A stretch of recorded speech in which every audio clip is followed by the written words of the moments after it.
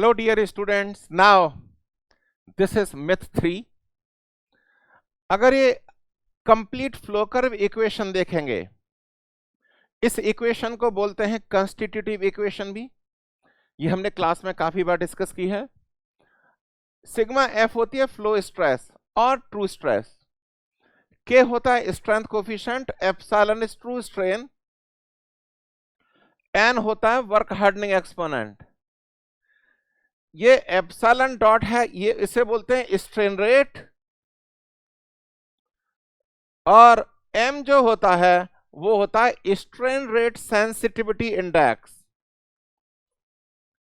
Sensitivity index. देखो ये बच्चों, ये प्रॉब्लम कहां से आएगी, क्योंकि देखिए बहुत सारी स्पेशली प्रोडक्शन मटेरियल्स में जो इंडियन में लोकल ऑथर बुक मिलती है ना, वो सब गलत होती हैं।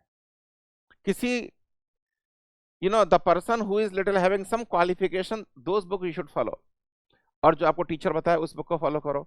तो इससे नाम नहीं लेना चाहता क्योंकि यूट्यूब पे जा रहा है। बहुत सारी ऐसे ऑथर्स हैं जिनकी क्वालिफिकेशन नहीं है ना, तो रिसर्च की हुई वो सब बुक लिख देते हैं, कहीं से उठा के कहीं भी कुछ भी लिख दिया। प्रॉब्लम वहां से आती है एक्चुअली। तो देखो ये कहते हैं भैया सेंसिटिविटी इंडेक्स की वैल्यू 0.4 to 0.5 के बीच में होती है, गलत है पूरा है। ये सेंसिटिविटी इंडेक्स की वैल्यू कुछ प्रिडिक्ट कर ही नहीं सकते एक्चुअली आप। रूम टेम्परेचर पे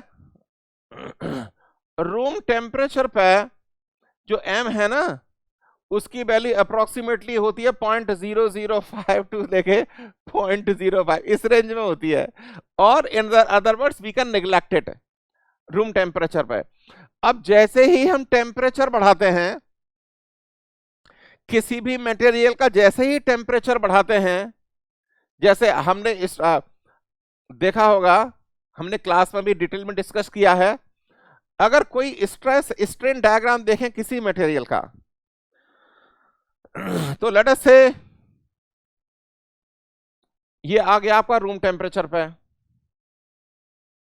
और मैंने आपको बताया था अगर क्रोमियम को निकाल दूं मैं, लेट अस से क्रोमियम इंप्योरिटी नहीं है, तो टेम्परेचर बढ़ाने से पता है क्या होगा?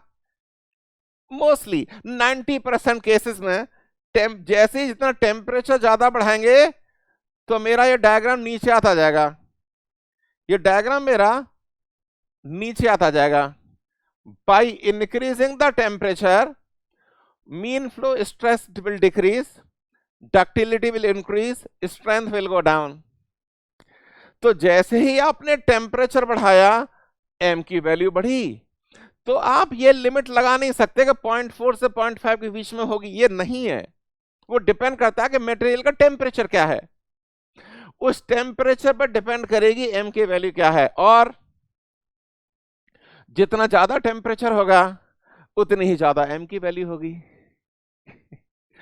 देखो ये तो मैंने बताया कन्वेंशन, जो बहुत सारे मटेरियल फॉलो करेंगे, ये कन्वेंशन है। पर एक आउट ऑफ कन्वेंशन भी होता है। जैसे मैंने आपको बताया क्लास में, जो हमारी रेगुलर मेटलर्जी की क्लास थी। और भाई एक बात चीज और है, अगर कोई इन चीजों को चैलेंज करना चाहता है, they are free to do it. Let us have discussion, जैसे शास्त्रार्थ पहले हुआ करता था, we can come across, sit and let us discuss. अगर कोई डिस्कस करना चाहता है तो कहता है, अगर कोई ऑब्जेक्ट करता है तो दे वेलकम। देखो मैंने आपको बताया था, अगर क्रोमियम है, अगर स्टील है, मटेरियल ज्यादा, 70% of the total industrial consumption is iron. अगर स्टील है, अगर स्टील में क्रोमियम है, जैसे स्टेनलेस स्टील है, ऑस्टेनेटिक स्टेनलेस स्टील है, तो उसमें क्रोमियम है।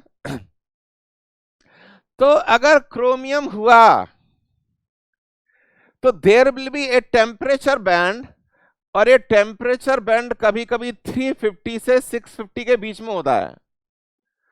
There will be a temperature band at which mobility of chromium becomes more than the mobility of dislocation. Mobility of chromium becomes more than the mobility of dislocation. So chromium breaks the dislocation into many parts. Suddenly dislocation density बढ़ जाती है। और इस phenomena को बोलते हैं dynamic strain regime और blue brittle phenomena. तो इसकी वजह से पता है क्या होता है, इसकी वजह से पता क्या होता है, कर्व हमारा पूरा ऊपर कूद जाता है। देखो ऐसे सरेशंस आएंगे और स्ट्रेंथ इसकी और ऊपर, और it will be may be better than sometime better than the room temperature. तो ये सरेशंस आते हैं और इस फिनोमेना को बोलते हैं डायनामिक स्ट्रेन रिजीम और ब्लू ब्रिटल रीजन। अगर ये फिनोमेना आता है तो जो m है ना, जो m, इसकी वैल्यू नेगेटिव आएगी। ऐसा बहुत सारे मटेरियल में होता है, not only stainless steel, austenitic stainless steel, ये कुछ जिरक अलॉय है उसमें भी होता है, कुछ टाइटेनियम में भी कभी कभी देखा गया किसी पर्टिकुलर अलॉय में। तो देखो, सही फंडा पढ़ो और सही चीजों को सीखो, गलत चीजों को रटो मत। Series will continue. All the best for your exam.